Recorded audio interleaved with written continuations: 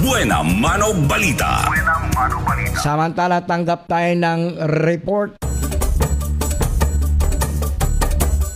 Mga lalahok sa Traslasyon 2024. Pinayuhan ng DOH na magsuot ng face mask. Pinaiwas din sa paghawak at paghalik sa mga imahen. Ang detalye mula sa ating Chief Correspondent Donna Dominguez Cargullo.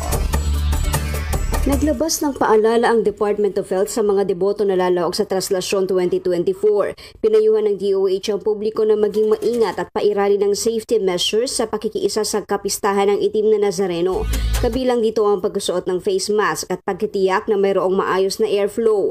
Hanggat maari ayon sa DOH ay sa bahay na lamang gunitain ang aktibidad dahil mas mataas ang banta sa kalusugan kapag sobra-sobrang daming tao ang magtitipon-tipon. Pinayuhan din ng DOH ang mga deboto na iwasan ang humawak at humalik sa mga imahen dahil maaari itong pagmulan ng paghahawaan ng mga sakit.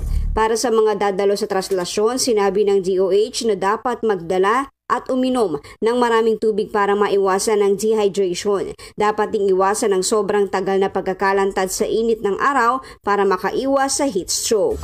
Yan ang Buena Manong Balita. Ako si Donna Dominguez nag-uulat sa Infinite Radio Calbayog 92.1 number 1. Basta balita sa Infinite Radio, walang kawala. Iba!